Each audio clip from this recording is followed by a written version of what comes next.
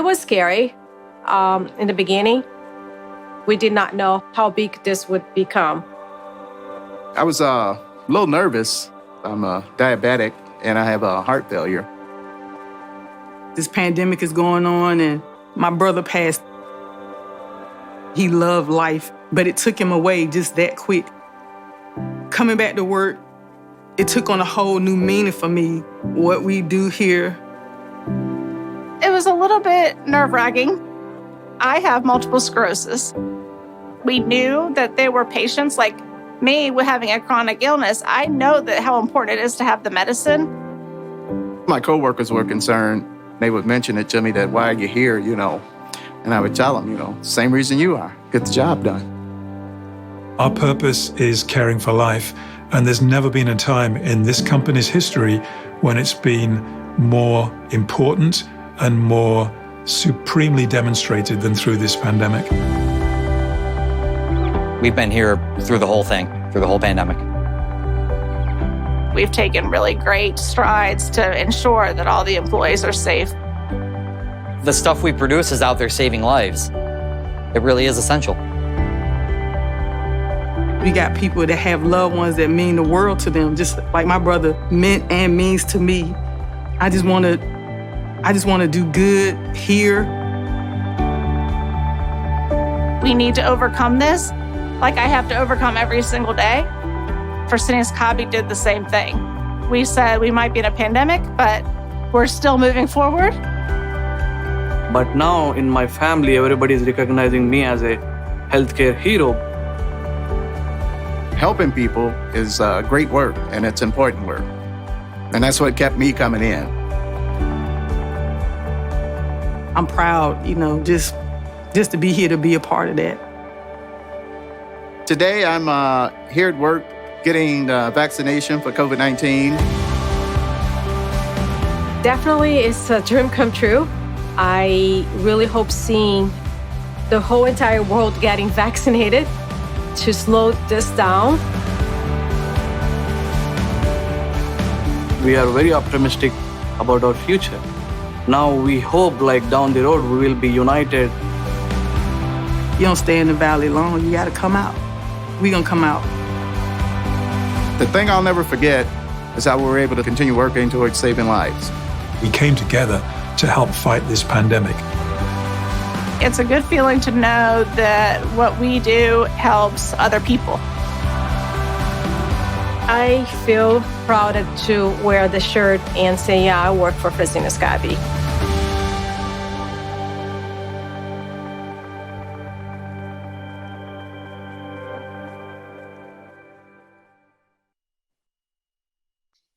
Welcome to this Global Plasma Summit on communications campaigns to raise awareness of the need for plasma donations. I'm Brian McGuire. Good morning from America and good afternoon if you're joining us in Europe as well. This interactive session will discuss several public and private initiatives to raise awareness of plasma and the need for plasma donations. We'll hear of global patient perspectives about awareness campaigns launched by patient advocacy groups and insights from the public and private sectors. Our aim with this discussion is to raise awareness about the importance of collecting plasma for patients relying on plasma-derived therapies and to recognize the contributions of plasma donors to saving and improving lives. We also want to increase understanding about the collaboration of the public and private sectors, the vital role that the private sector is playing in collecting plasma. And we want to hear from you today. So please send your questions for the speakers, and our team will forward those to me during the discussion. Use the Q&A function for that. So the Q&A function for the speakers' questions, and we'll bring those to them later on in the discussion. Before we get into hearing from our first speaker this morning, we have two icebreaker questions for you.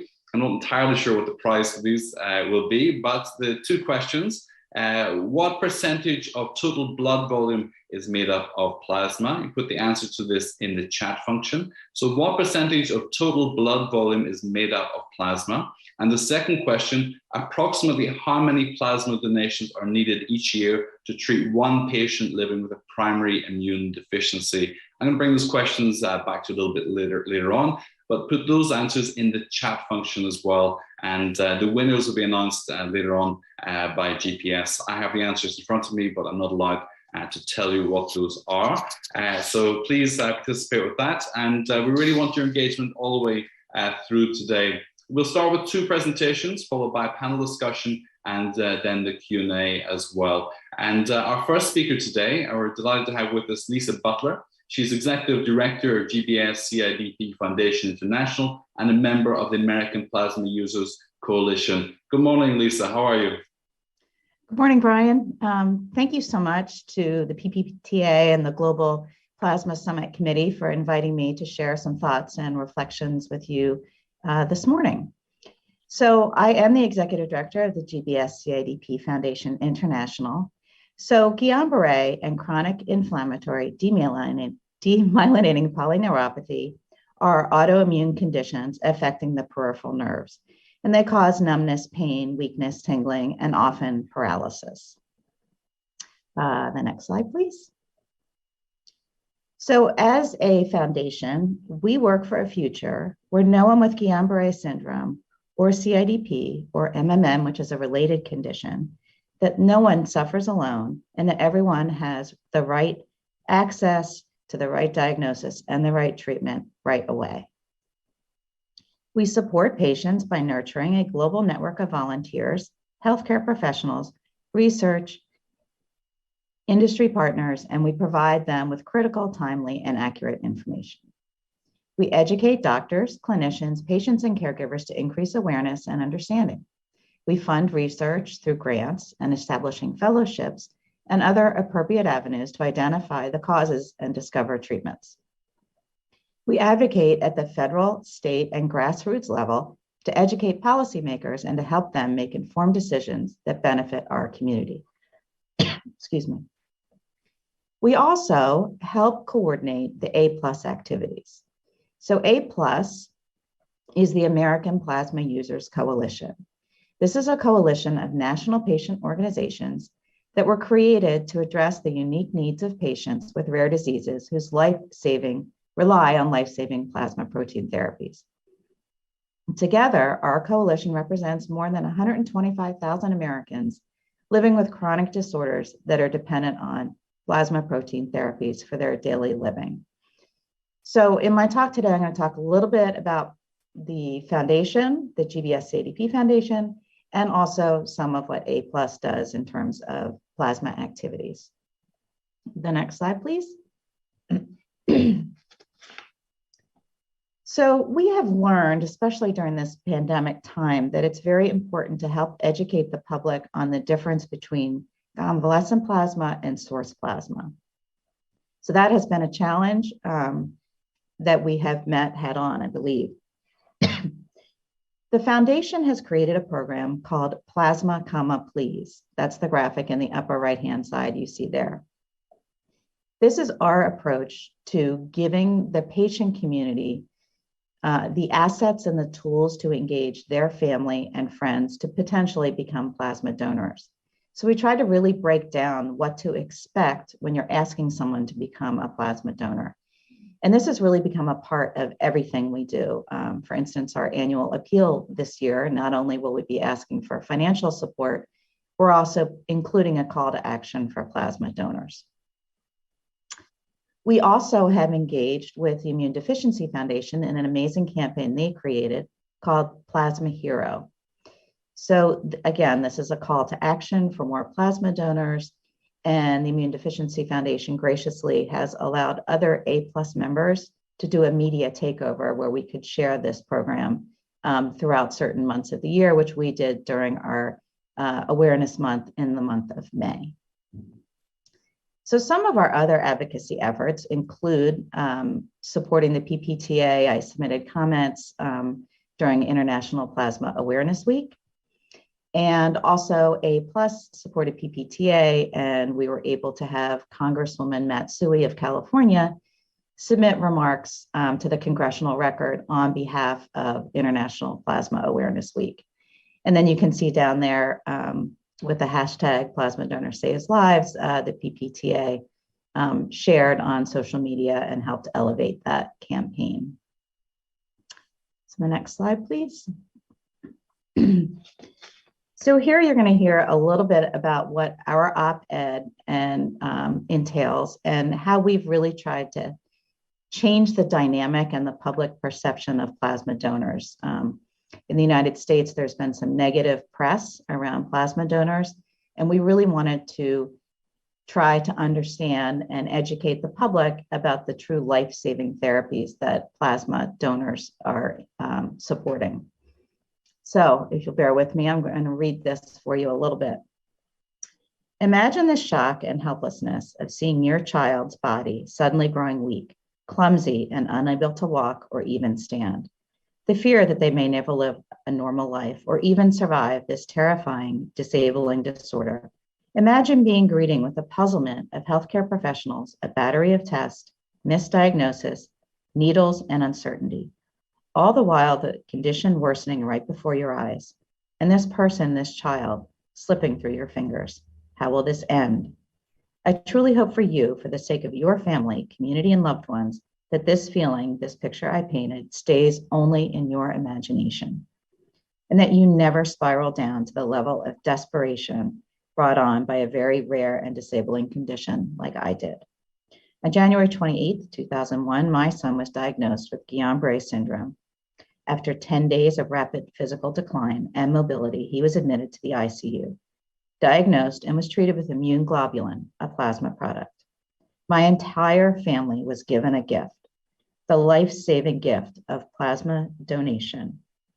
And although he left the hospital strapped to a wheelchair, lacking the strength to even sit upright, he began a recovery that would progress and regress with a second stay in ICU and another round of immune globulin. Source plasma is used to manufacture life-saving biomedications for people living with rare, serious, and chronic diseases, and will allow those individuals to live a normal, healthy life. In fact, source plasma donors have safely donated, at a conservative estimate, more than 500 million times over the past few decades, saving countless lives. Thanks to these dedicated plasma donors, our son did recover, and he is now part of the 5% of patients in the rare disease community of 7,000 that has a therapy. We also look to elevate the plasma donors themselves. So here you see in this yellow, a plasma donor who has donated over 1,000 donations. When a friend of hers had a granddaughter that had a rare condition that needed plasma, she decided to do what she could do to try and help, and began to donate plasma, thinking she would do it a few times, which escalated to 100, 500, and eventually 1,000 plasma donors. So through the work of A+, we also send patients to plasma donation centers to really try and connect the donor to the patient and help the donors really understand the impact that they're having. Next slide, please. So here are some of the ways that we are raising awareness of the need for plasma protein. We advocate in Congress with a bill called HR 3808, and this is a demonstration project that would allow Medicare patients to have access to home infusion for their IVIG for CIDP and MMN. We address global challenges. We have an international committee that shares their firsthand experiences on accessing therapies with the foundation. And we hope to ensure a safe, robust global supply through US advocacy. Of course, we understand that the US supplies a large percentage of global plasma, so we work within the United States system to try and ensure that we have as much plasma donation as we can, and that hopefully that will be shared on a global basis. We work with A+ to send collaborative letters to the departments HHS, DHS, and the IDF and the GBS Foundation have worked together to file some legislation going on right now at the Mexican border to hopefully enable more plasma donations in the United States. The graphic you see there on the right is from our website, and we're always engaging our patient community to write letters to their representatives, telling them about the need for plasma. The next slide, please. So before I close, I also wanted to tell you that we have been recently invited to join a committee through HHS, the Health and Human Services Organization, with the Office of Infectious Disease. We are joining this expert panel to talk about and discover ways that we can create a national program that would be a coordinated approach to diverse and continuous blood and plasma donors in the United States. So I think that's a real exciting opportunity that Congress is pushing for, and we hope we'll see some great coordinated approach. So thank you very much. I appreciate your time. Lisa, thank you. We're going to come back to you in the discussion panel a little later, but just one quick follow-up question. It's all about communications, what works and what doesn't today as well, how we raise awareness. As a global organization, what's the most impressive thing that you have learned that others can learn from as well? We talk about people understanding the impact of plasma donation, that kind of thing. For you, what strikes most? I think that we have to unpack it piece by piece. And I think it can be overwhelming to think about global plasma in a very large sense. So I think here we work again within the United States to try and increase as much plasma donors in the United States that then can roll out. And we are just beginning to dig into other countries and how they access plasma. And I think that really has to be done one country at a time. We meet with our international community and listen to their needs in each individual country because it is so different. And I think we need to really understand how different it is in every area. Excellent. So not a one-size-fits-all approach, but learn from each other. Thank you. We'll speak with you in a few minutes. Lisa, now let me introduce our next speaker, Martine Pajon. She is the President of the International Patient Organization for Primary Immunodeficiencies, and she's going to speak about the global patient's perspective. Great to have you with us, Martine. Thank you, Brian, and I'm very happy to be there. Thank you to the organizers for inviting IPOPI. And indeed, when it comes to communication campaigns, we aim at driving change. And the first question is, what change do we want to obtain and from which stakeholders? And there, indeed, we face a very complex story because we have two stakeholders, the patients in need and the donors. And in between, there are a lot of concepts that are not so easy to get: blood, plasma, medicines, and among them, immunoglobulins. So many ingredients to showcase. And in addition to that, we have a pretty complex ecosystem with multiple and diverse stakeholders. And you can see along the process that we have diverse stakeholders. And what is pretty amazing is that only few experts have the global understanding, the whole understanding of this whole story, meaning that some of them have a piece, the other have another one, but the whole process is not so known. We also face a very diverse environment with the diverse political settings. Some countries are very centralized, others are federal. We have a diversity of purchasing practices, hospital-based, centralized, at regional or even national level. Diversity in reimbursement or coverage, call it like you want, but some countries have national health insurance when others have private, or both system. And in some countries, patients have to pay everything out of pocket. And then we face also diverse situation when it comes to collection and fractionation. Some countries with public systems, some with private, some with both, and in some, even monopolies.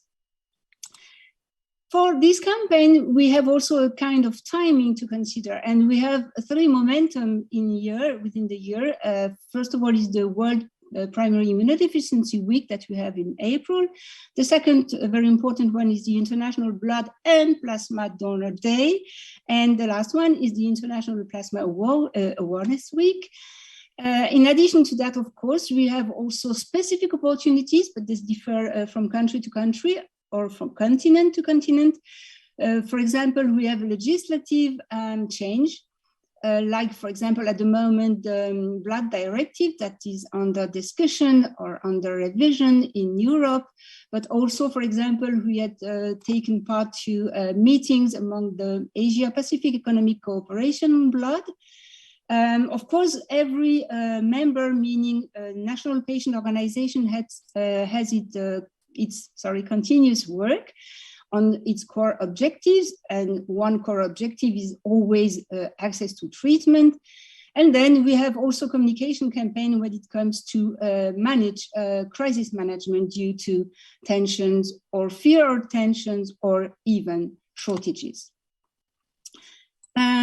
So we have a shared strategy, access to treatment, because we have the shared problem, which is lacking for treatment.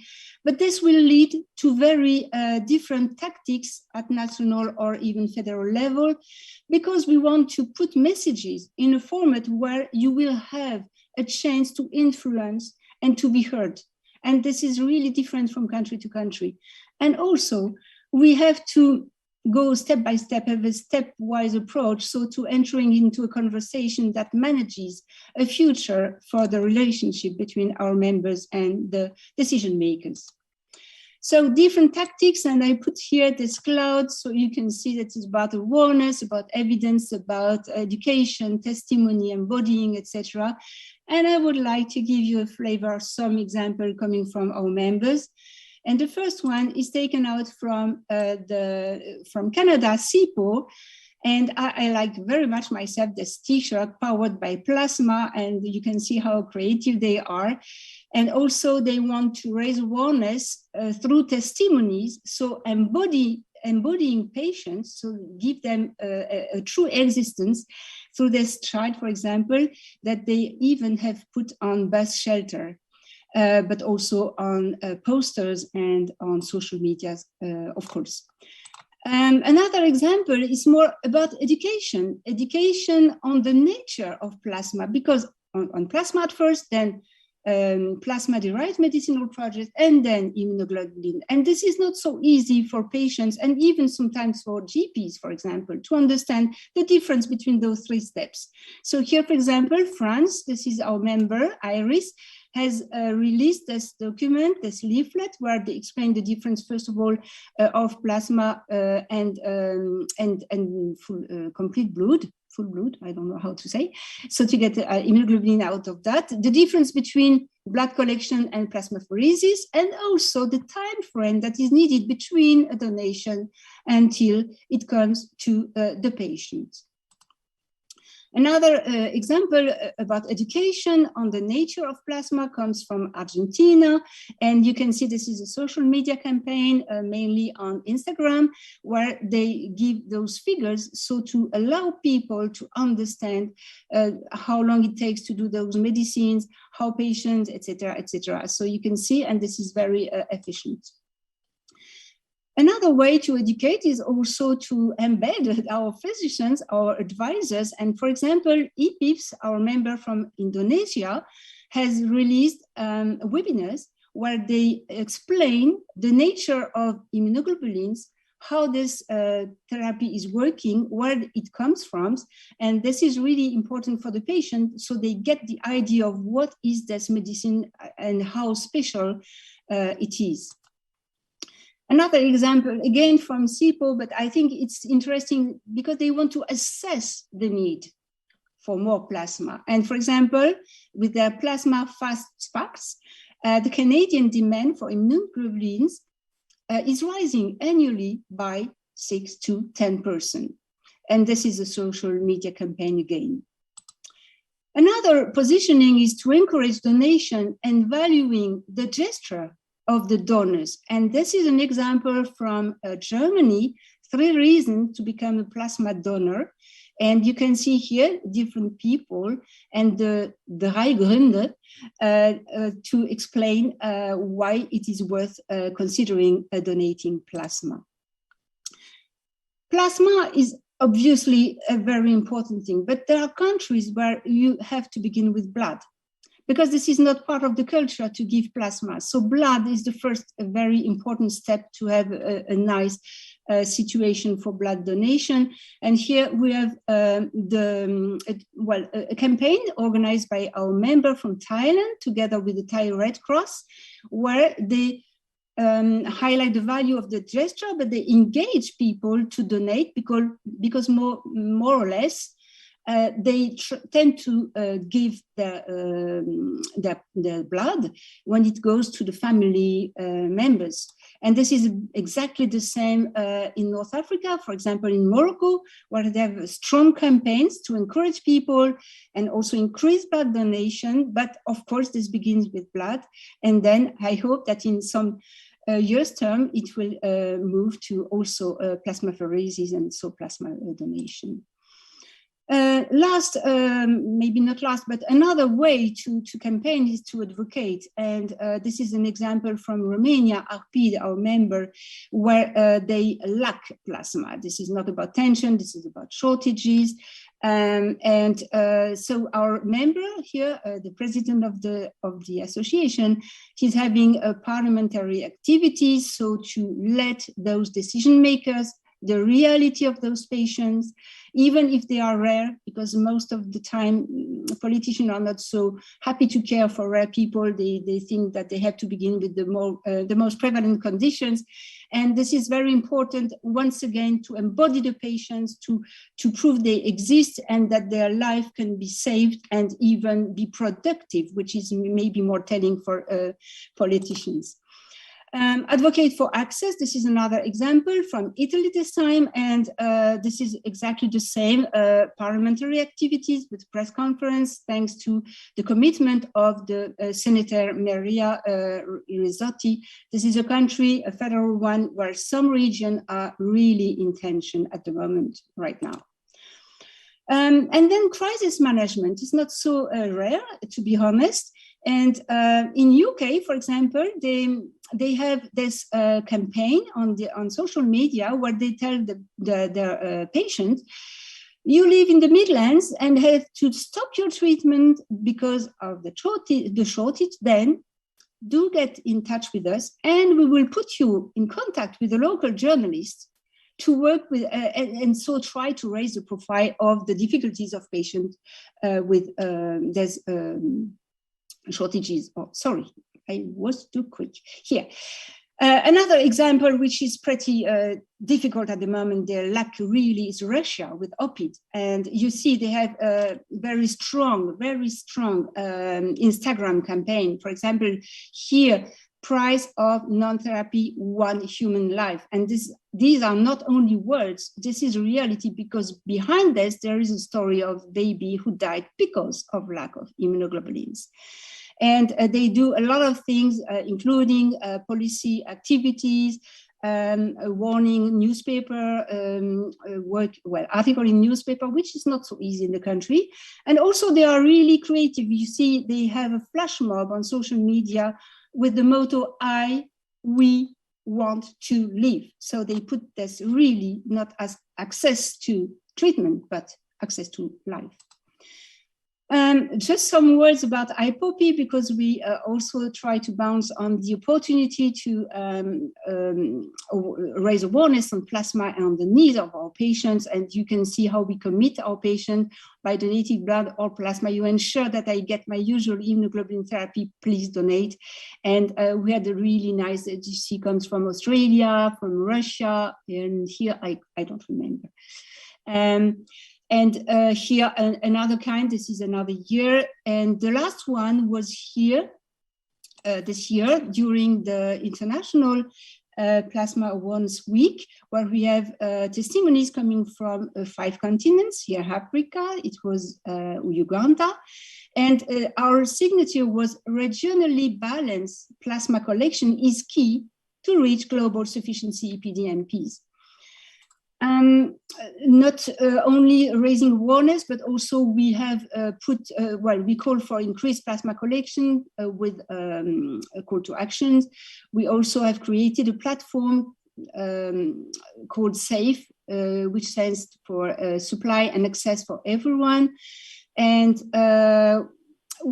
finally, we also have some kind of adapted statement. For example, here, together with our friend from the African Society for Immunodeficiency, a statement on how far and how much immunoglobulin are really important for the patients.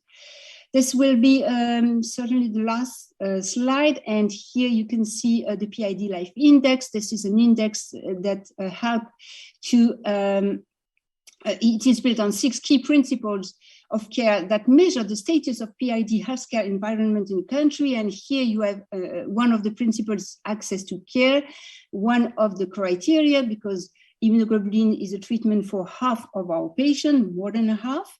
And you can see here how the different countries behave when it comes to immunoglobulin availability.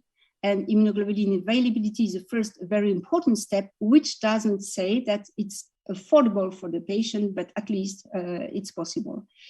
So I thank you very much for your attention. I want to finish with this very nice picture from LACIT, the Latin American Congress, patient Congress, where people were advocating for getting more plasma. Thank you. Martine, thank you so much. Powered by Plasma, I think, was a stroke of genius. I think of all the ones you showed, that one would stay with me more clearly, and has a buy-in for everybody as well. So we're going to talk about some of those things in just a moment. I'll introduce the rest of the panel in just a second. Just to remind you on the 2 questions, if you can send your response to the chat section for these 2 questions. What percentage of total blood volume is made up of plasma? You want to be in to be a winner. And approximately how many plasma donations are needed each year to treat one patient living with a primary immune deficiency? So send your answers to those 2 questions in the chat function. Now, for questions for our panelists, please send them in the Q&A function. So we're going to go meet the panelists now. So the Q&A function, you can send the questions now. Don't wait to the end. I'm going to bring them in during the conversation as well. And if you have a specific question for a specific person, please mention that in the question as well. And we'd like to hear who you are and where you're from, if you don't mind as well. So let's meet the rest of our panelists as well. Lisa and Martine are staying with us. They need no further introduction just now. And we also have with us Aurora Masip. She's the Communications Director of the Blood and Tissue Bank in Catalonia. Great to have you with us. And also Matthias Gessner. He's Chair of the European Plasma Alliance and Senior Director of BioLife European Operations at Takeda. Now, in fairness to both of you, I'll give you just 60 seconds or so for a quick opening remark as well. Aurora, you want to kick off just about a few headlines for us? Hello from Barcelona. Nice to meet you. I'm glad to stay here with you today. I'm a journalist, and I just was hearing with a lot of attention to our both panelists and learning a bit about what other countries do in plasma strategy, just to be able to get more donation and be every day with more plasma donation. I would like to say that, as Lisa was explaining, in our strategy, the way was transforming from a global need of plasma, which is in over the world, transforming that in a local need. So I'm the responsible of communication in a blood and tissue bank in Catalonia. We cover a population of 7 million people, and we are the responsible for blood donation, but also for plasma donation, for tissue donation. We also have breast milk donations and so on. So we have in our blood bank and in our society, we have an environment that is a public environment. We are a public agency, and all our donations are altruistic donations. So as Martin was talking about different styles in different countries and different environments, ours is an environment of public agency and altruistic donation. In our blood and tissue bank, we have 25 years of experience, of history, and we are self-sufficient in blood donation and blood transfusion for everybody. But we also cover all the necessities in plasma for transfusion, but also in factor 8, factor 9, also in alpha-1 antitrypsin. And our goal is to get and to reach the self-sufficiency for the Catalan patients, also in the IgGs, in the immunoglobulins. because this is the goal, the necessity, the needs are growing up, and we want to reach that goal to be self-sufficient in that. And what we do is a bit of what Martin was explaining. So in our experience with our community of donors, we have 500,000 blood donors. So our first message is to them, because they are conscious of the importance of giving blood, and giving plasma is absolutely the same. We are going to save lives, and that's the best motivation for our donors. So we do a lot of direct communication to our community of donors. These 500,000 donors are the first to reach the message. Let's stop there. We're going to pick up on that again in just a moment, but I think it's a really interesting perspective. And Matthias, a quick comment from you as well. Hello from Vienna, Austria.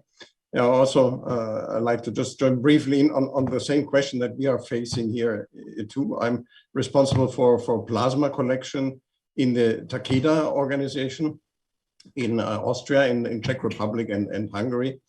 And we, of course, face the same issue that Martin and Lisa pointed out. And I like very much the regionally balanced plasma collection. I think that's really an important point here. And what we realize, despite many years of plasma collection, specifically in Austria, that the knowledge about what we are doing is really fairly limited. I've experienced this a couple of times in talking to politicians, but even talking to donors, it's often not really clear for donors what plasma donation actually does, because I think in difference to blood donation, where you really can imagine that somebody gets your blood directly into the vein, it goes through an entire fractionation process in the case of plasma, and that separates somehow the donor from the final product and from the patient. And I think that also creates a situation in which blood donors are, I think, more recognized actually than plasma donors. That's not given the same recognition. I think this is one of the most important things to look at if we want to have more donors, if we need more donors for plasma, to also give social recognition to these people. Thank you, Matthias.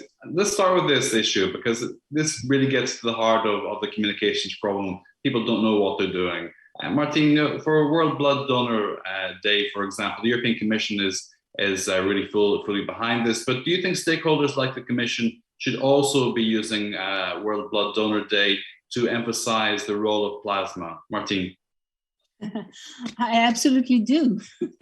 They should, because Europe especially relies very much on the US plasma. And thank you, Lisa, for all your effort, because we're benefiting for that, honestly. And I think that Europe, as an important region in the world, has a responsibility in collecting more plasma at first for the European countries, and more, because I don't believe in self-sufficiency when it comes to PDMPs, because the patient need several products. They need to have choice. We face biological products, and this is what is really difficult when we face awareness, because especially after the pandemic, when everybody wants to be local, to be self-sufficient, don't want to rely from other countries. And we need to rely on different countries. So we need to increase nationally, but we need to have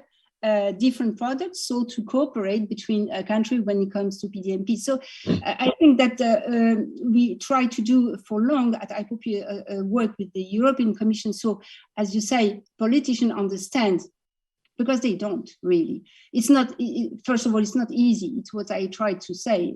It's a complex problem, complex situation, and it's not easy to sort it out. And especially from a politician perspective, where they have so many things to think of. And of course, they go, to more prevalent cancer. They are very interested in cancer. When it comes to condition, whether you tell them, well, one in, I don't know, 2,000, one in 4,000. Well, this is the rest somehow. But I think that we have to push them more and more, and to state that as a human right. Lisa, your experience dealing with Congress, you see just behind me here as well, is that it's difficult to convince politicians who are so time-strapped as well. But so you have to do the whole political team behind that to begin that education process as well. It starts literally with the interns and gradually works its way up to Congressman or woman giving a 2-minute speech somewhere to get the deal done. How slow is that process? And do you see that there's any encouragement in terms of people understanding the difference between blood donation, plasma donation, and the overall process that's involved in treating patients? How much time do we have? That's a big question. 30 seconds. So it is a slow process here, but we do have to work the system, and I think advocacy works. But it's a game of patience, right? It's going to take several years, for instance, before we are able to get home infusion covered as a Medicare benefit for CIDP and MMM patients. But I will tell you that the panel that I was asked to join on creating this united campaign for blood and plasma awareness and trying to drive more donors, until just this year, this was just a blood campaign. But because of advocacy, plasma was added to that. So there is recognition now that plasma is needed equally, at least, as much as blood donations are needed. So I think we have to work within the system, but if we're willing to be patient and work it, it can work. And I'm very excited to be part of this panel discussion. Thank you. Matthias, your experience is clear, you set this out, but how do you begin to resolve these problems of education? What kind of messaging works? What do people finally go, yes, now I understand? How do you get to that point? Right, that's a very good question. So if we had completely solved this, I think this would solve a lot of problems, but at least we're trying, I would say. And one experience I have made in looking at other campaigns for let's say other diseases, specifically also locally here in Austria, has led us to really get the plasma collectors in Austria together and devise an own campaign, which is very similar actually from what I've seen to the Defy the Odds campaign. So we're really working on several levels where we're showing on the one hand a donor, we're showing a patient, and we're having a treater who are supplying their messages. And we're presenting these on a web page. We have materials, and twice a year we increase this campaign specifically in the internet.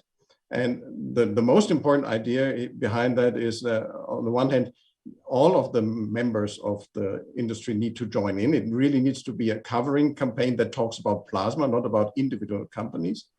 And the other part is, and we have been failing for many years on that, is to really do this consistently and continue, not do it once, do it twice, but really plan this as a longer term activity. And at the moment that is looking good. So we're getting increasing numbers of people clicking on our ads in the second round now that we just recently had over IPOL. And so we want to continue this over the next years and hope to really get more people to be informed about plasma donation, which is the basic requirement. Because if you ask people out in the street, I would say basically everyone knows about blood collection, but it's a small number that actually knows about plasma collection. Okay, thank you. Just while you're speaking, visualizing adversely. Aurora, go ahead. Yes, I agree with Matthias because blood donation is part of our lives, because maybe a lot of people like me has get a transfusion, for example, but receiving plasma-derived medicine, it's not so common. So it's normal that it's not so visible as the blood donation. And one of our strategy is just this, to make plasma donation visible and to make conscience about to all the citizens about the plasma donations. And we are, for example, we have centers, blood centers in 12 hospitals in Catalonia, and we put beds just one next to the other, and in one you can give blood, and then the other one you can give plasma, so that you can make that visible. So I think we have to combine a global strategy in the country or even in Europe of recognizing and visualizing the plasma donation, but also when you go to a blood campaign or to a campaign, that the nurse that it's treating with you can explain you what's plasma donation. In our campaigns, for example, the nurses just look at your veins and ask you if you could give plasma also, more than blood. So 1 day blood and maybe 2 months later you can give plasma. So it's a double task, a global task, but also when you go to the campaign, the nurses that are talking with the donor, they should explain the need of plasma for the patients. So it's both strategies together. Thank you. We have some questions coming in now as well, so we'll start to introduce those. It's in terms of, what does Martine, you presented lots of different campaigns for illustration. What does a successful campaign look like? And the question we also have here from one of the audience is, how do you measure the effects of those campaigns? Martine first. Thank you for this question. It's a tough one. Well, I would like to differ impact and effect. Impact, this is pretty easy because most of that is digital, so you can see through analytics how many people you have touched, and also if this is in presence you can count. It's not so difficult, but what is very important is the effect, and there you can see that in the decision making and what is evolving is everything, something changing, and this is the outcome. For example, for the first time after many years in Bolivia, they just get a law that will help them being reimbursed for immunoglobulin. And this is 10 years work. So you see how many people were there, easy, the effect long. But as Lisa said, this is efficiency. This is efficient. Thank you. Time is needed, sorry. No problem. Aurora, for you as well, in terms of what looks like a successful campaign for you, do you take the same impact effect approach to this? Yes, because one different thing that we introduced was an agenda where you can make an appointment online. So our donors can make an appointment online, and that helps us to measure the effects of the campaigns. For example, if we make a campaign by email marketing, you can see if then the donor makes more appointments. Nowadays, 40% of our plasma donation comes automatically because the donor just introduces and looks for an appointment inside the web. So that's very nice data, and it helps us to measure also the communication and the marketing campaigns that we can prepare to our citizens. Thank you. Lisa, this sounds to me like a standard operating procedure for marketing, sales conversion, isn't it? Yeah. Is this, do you need to think less scientifically about this and much more in terms of a commercial approach almost? Not that I'm talking about the financial side, but in terms of the dynamics of marketing. Lisa. Thank you. I really think that this all can be most successful when it's all focused on the patient, right? So if you're a patient or a patient family, all of those in your circle, your friends, your family, your community, people want to help, right? So this is a very accessible way for people around a patient in that community to help. They can go and donate plasma. And I think that using the patients to spread that awareness is fulfilling for the patient, and also can be really kind of cathartic for those in that community to be able to help in that way. And another thing we do here in the United States, I don't know the regulations outside of the US, but we oftentimes send patients to plasma donation centers so that the patients can meet the donors. And often that's a very emotional moment, right? When the donor sees the patient, and honestly, for the patient to see the donor is really an amazing tie. And as you know, getting a new plasma donor is more difficult, I think, than maintaining and having a current donor keep giving, right? So that really helps, I think, to inspire donors to keep giving. But I think it all comes back to the patient. Okay. The more we put them out front, the more Yes. I agree with that sentence that Lisa says. People wants to help, so I agree with her, because I see it when we go to a blood or plasma campaign that people wants to help, and people are happy to say that and to think that they are going there to help to save lives.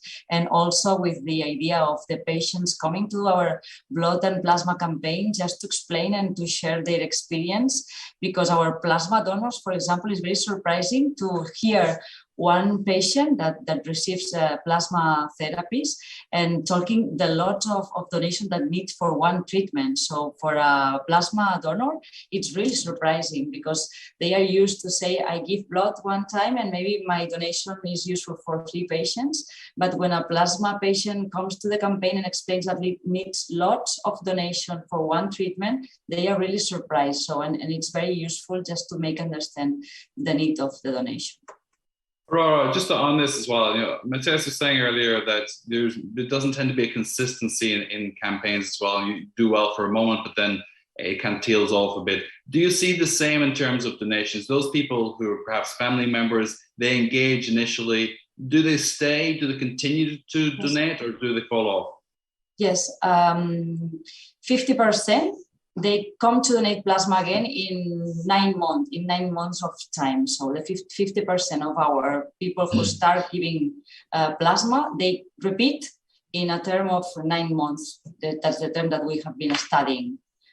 We started our program in 2017, and now this year with the pandemic time and all this, we will reach 30,000 donations. Our goal was 60,000 donations to get the immunoglobulins for the patients that needed the immunoglobulins as the first and essential treatment. So we are in the middle of the way, and we have to go and more strong. And 2022, we hope it will be a good year to reach our challenge.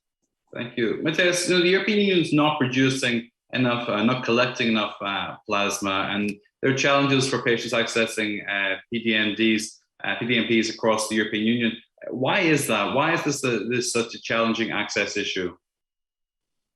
That's also a very, very good question. I think if you look at it at the moment, I would say this is very much influenced by the pandemic. I mean, we've heard it before also from Amy, how much this has influenced plasma collection overall. So I think that's currently the case. But if you look at it, let's say a little bit longer term, actually, if you look on the different countries in the European Union, you can find that, for example, IgG usage is between 5 grams per thousand up to 220 grams per thousand in a year. So there's a huge difference, which also reflects on the one hand, the rate of diagnosis in European countries.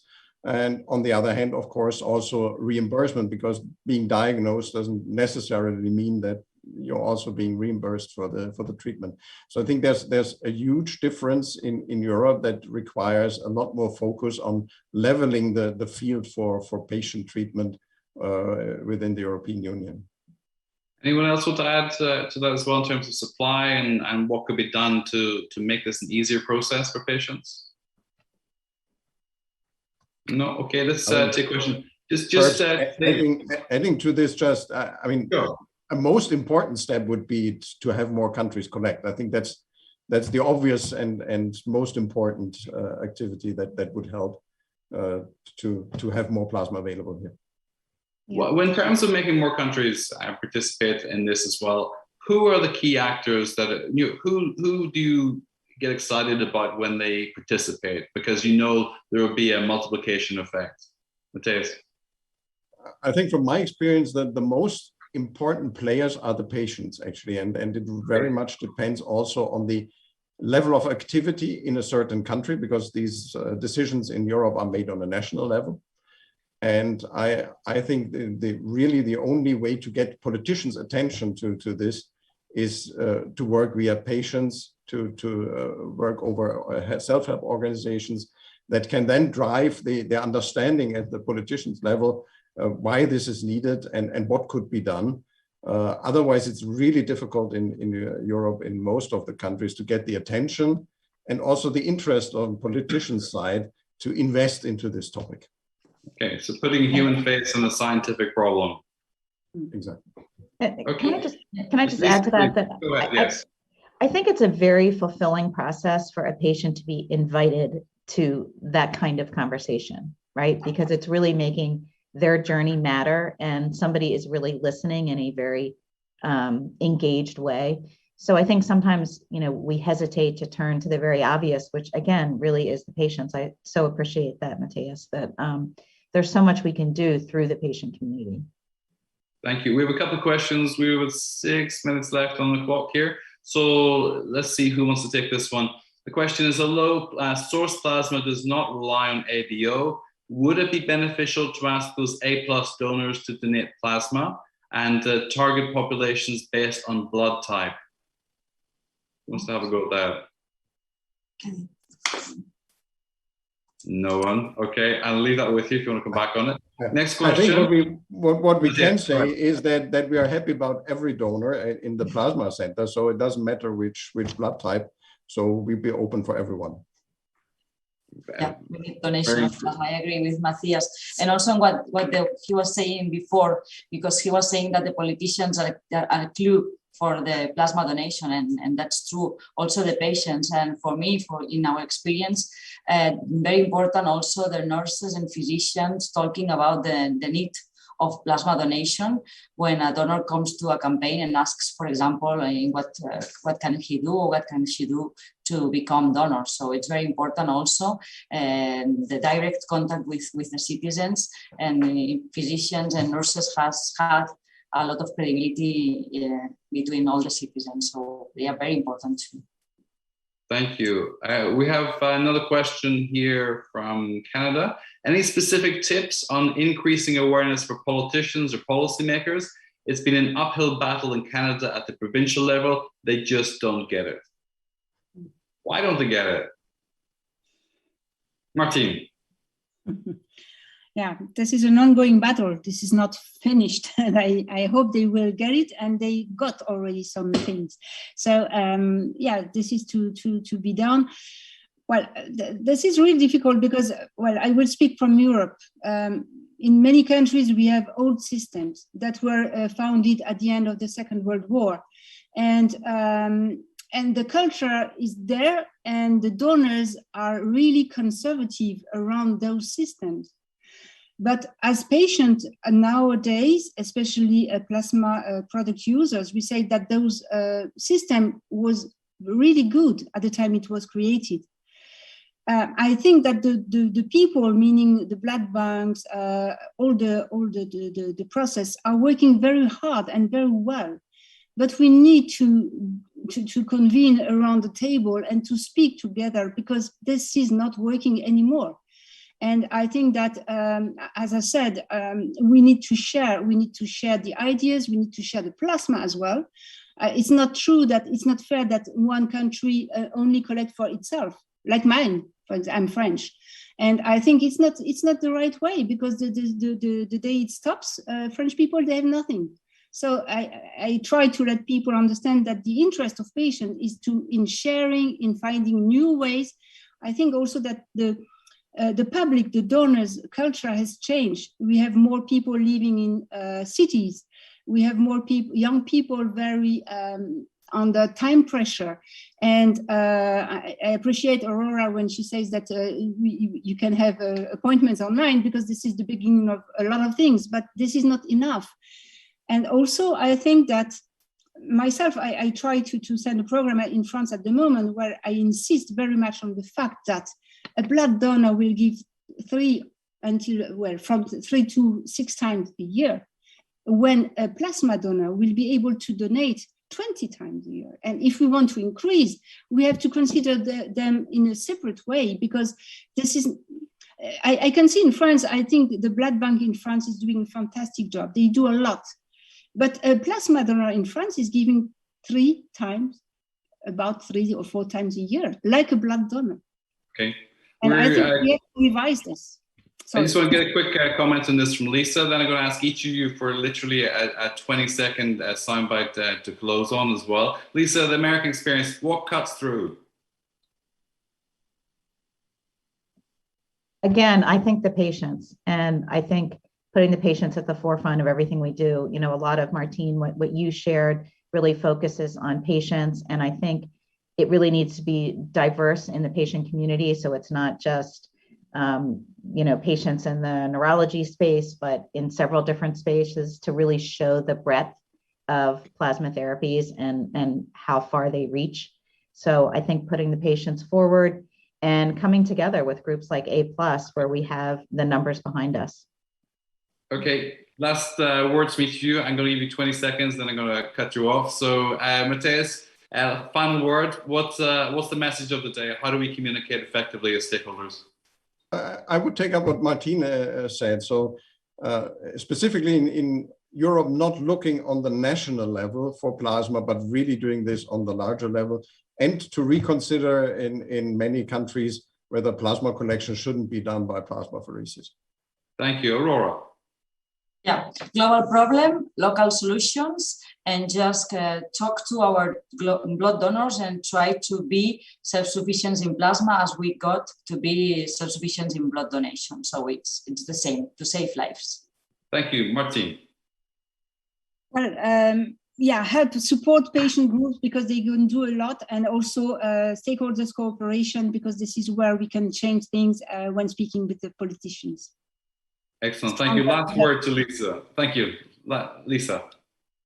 I think the more we can share and get together like this as organizations and not reinvent the wheel, but try and concentrate on one consistent message, the more effective we can all be. So thank you all for sharing so openly, and I hope this is just the beginning.